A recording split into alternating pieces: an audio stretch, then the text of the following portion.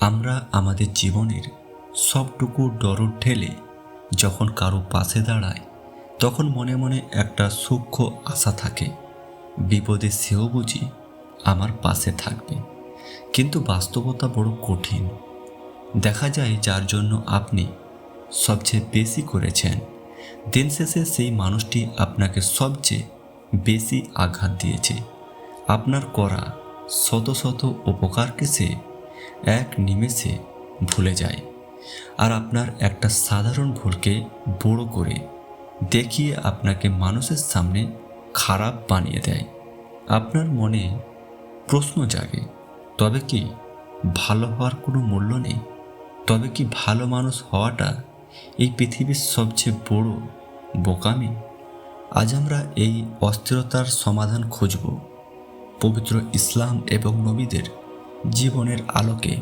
প্রথমে একটা সত্য মেনে নিতে হবে, মানুষ জন্মগতভাবেই অকৃতজ্ঞ। আল্লাহ তাআলা কোরআনে বারবার এই কথাটি আমাদের মনে করিয়ে দিয়েছেন। আমরা যখন মানুষের সেবা করি, তখন আমরা আসলে একটা অদৃশ্য পরীক্ষায় বসি। আপনি যখন কারো ভালো করতে গিয়ে অপদস্থ হন, তখন বুঝবেন আল্লাহ আপনাকে একটি বিশেষ শিক্ষা দিচ্ছেন। তিনি আপনাকে শেখাচ্ছেন যে এ দুনিয়ার কোনো মানুষই আপনার ভালো কাজের প্রকৃত প্রতিদান দেওয়ার ক্ষমতা রাখে না। আপনি যার কাছে কৃতজ্ঞতা আশা করছেন, সে নিজেও তো এক ভিখারি যে আল্লাহর দয়ার উপর বেঁচে আছে। তবে কেন আমরা মানুষের কাছে প্রতিদান খুঁজি? ইসলাম আমাদের শিখিয়েছেন এহসান বা দয়া। যখন আপনি কারোর জন্য কিছু করবেন, তখন মনে মনে এই প্রতিজ্ঞা করুন, আমি এটা করছি কেবল আমার রবের সন্তুষ্টির জন্য। পবিত্র কোরআনে সূরা আল ইনসানে আল্লাহ সেই মুমিনদের প্রশংসা করেছেন যারা অভাবীদের খাওয়ায় এবং মনে মনে বলে, আমরা তোমাদেরকে খাওয়াই কেবল আল্লাহর সন্তুষ্টির জন্য। আমরা তোমাদের কাছে কোনো প্রতিদান চাই না, কোনো কৃতজ্ঞতাও চাই না। আপনার কষ্ট তখনই বাড়বে যখন আপনি মানুষের কাছে প্রতিদান খুঁজবেন, কিন্তু যখন আপনার লক্ষ্য হবে আরশের মালিক, তখন ওই মানুষটি আপনার সাথে যেমনই ব্যবহার করুক না কেন, আপনার মন শান্ত থাকবে, কারণ আপনি জানেন আপনার মালিক আপনার কাজটির সাক্ষী। একবার নবীদের জীবনের দিকে তাকান। নূহ আলাইহিসসালাম, ইব্রাহিম আলাইহিসসালাম এবং আমাদের প্রিয় নবী মুহাম্মদ সাল্লাল্লাহু আলাইহি ওয়াসাল্লাম, তারা কি তাদের কওমের ভালো চাননি? তারা তো দিন রাত মানুষের নাজাতের জন্য কেঁদেছেন।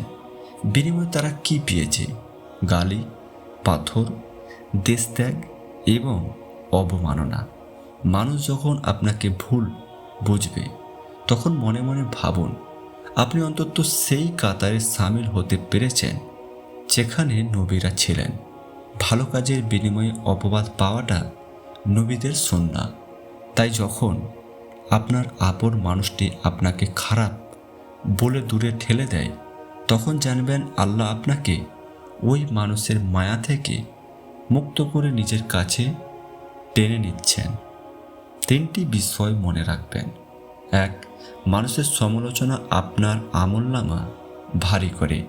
কেউ যখন আপনার নামে মন্দ বলে, তখন সে আসলে নিজের নেকিগুলো আপনার আমলনামায় দিয়ে দিচ্ছে। 2. দূরত্ব বজায় রাখুন। যারা বারবার আপনার ভালোকে মন্দ দিয়ে বিচার করে, তাদের থেকে সম্মানের সাথে সরে আসাটা সুন্নাহ। নিজের মানসিক শান্তি রক্ষা করা আপনার ইবাদতেরই অংশ। 3. ক্ষমা করতে শিখুন।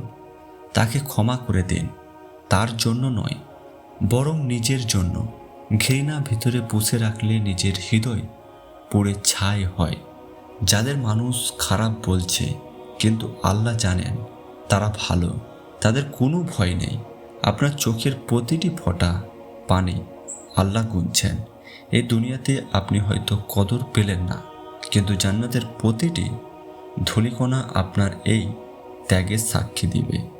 মানুষের কাছে নয়, আল্লাহর কাছে নিজের অভিযোগগুলো পেশ করুন। তিনি শ্রেষ্ঠ বিচারক। এবং পরম দয়ালু। আল্লাহ আমাদের সবাইকে ধৈর্য ধারণ করার এবং কেবল তার জন্য ভালো কাজ করার তৌফিক দান করুন। আমিন।